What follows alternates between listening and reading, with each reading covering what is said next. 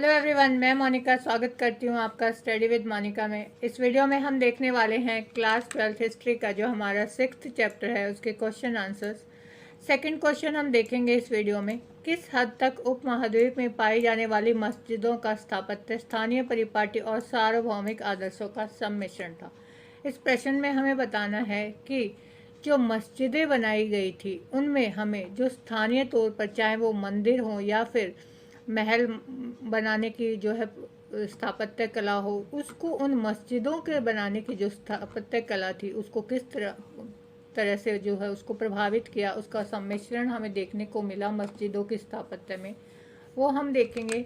भारत में इस्लाम के आगमन के बाद होने वाली परिवर्तन शासक वर्ग तक ही सीमित नहीं रहे, उसने जो है संपूर्ण उपमहाद्वीप के विभिन्न सामाजिक समुदायों जैसे किसानों, शिल्पकारों, योद्धाओं आदि को भी प्रभावित किया।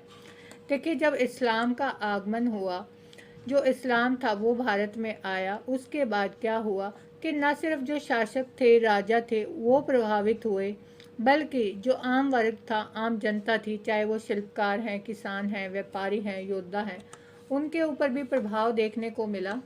क्योंकि एक ही समाज में रहते रहते हिंदू मुसलमान एक दूसरे के खान पान, रीति रिवाज, संस्कृति, सामाजिक परंपराओं की ओर आकर्षित होने लगे थे।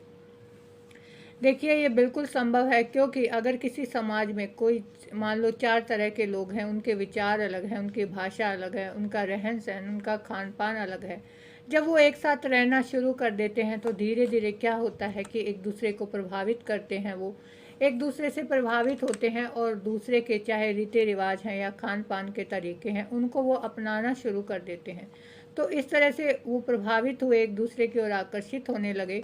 धर्मांतरित लोगों पर भी स्थानीय लोकोचारों का प्रभाव बना रहा। जो बिल्कुल धर्म के प्रति अपने आप को कट्टर मानते हैं लोग, उनके ऊपर भी जो है धीरे धीरे उसका असर होने लगता है। इस प्रकार स्थानीय परंपरा एक सार्वभौमिक धर्म को प्रभावित करने लगी।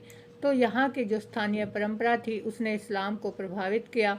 मस्जिद स्थापत्य के कुछ तत्व सार्वभौमिक होते हैं, जैसे इमारत का मक्का की तरफ अनुस्थापन।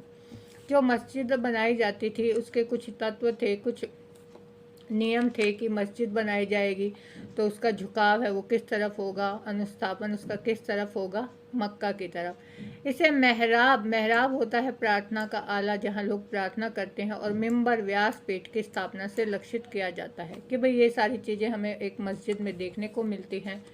ऐसे सार्वभौमिक तत्व सभी मस्जिदों में लगभग समान रूप से पाए जाते हैं, किंतु मस्जिद स्थापत्य के अन्य तत्वों पर स्थानीय परिपाटियों का पर्याप्त प्रभाव हमें देखने को मिलता है। उदाहरण के लिए उपमहाद्वीप में बनाई गई मस्जिदों में अनेक तत्वों जैसे छत का निर्माण कार्य था, उसमें जो प्रयोग किए जाने वाला सामान था उसमें भिन्नता देखने को मिली। ये नहीं है कि जहाँ भी मस्जिद बनाई गई है उन सब की छत एक जैसी है, उनके निर्माण में जो सामग्री प्रयोग में लाई गई है वो हर जगह एक जैसी है, बल्कि वो जो है प्रभावित है किससे, स्थानीय तौर तरीके थे जो वहाँ के, उससे प्रभावित हुई।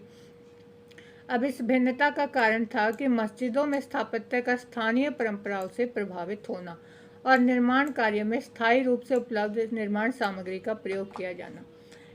अगर किसी स्थान पर मस्जिद बनाई जा रही है तो उस जगह पर स्थानीय तौर पर जो भी सामान मिल रहा है उसका प्रयोग जो है लोग करते थे। तो इस तरह से भिन्नता हमें देखने को मिलती थी अलग अलग मस्जिदों में।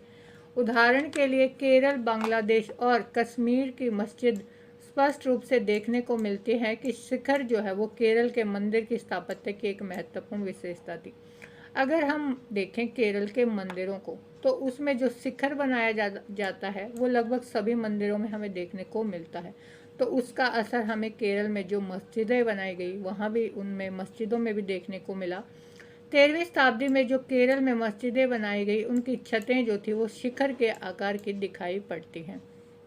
तो वहाँ पर जो भी मस्जिदें बनी उनकी जो छत थी वो बाकी मस्जिदों की तरह, पर जो और जगह पर जिस तरह से मस्जिदों का निर्माण करवाया जाता है उसकी तरह ना होकर, बल्कि उनमें उनकी जो छत थी वो शिखर की भांति बनाई जाने लगी, जैसे कि केरल के मंदिर बनाए जाते थे। इसी प्रकार आधुनिक बांग्लादेश में 1609 में बनाई गई अतिया मस्जिद के गुंबद और मीनारों में इस्लामी स्थापत्य कला शैली का प्रभाव स्पष्ट रूप से देखने को मिलता है।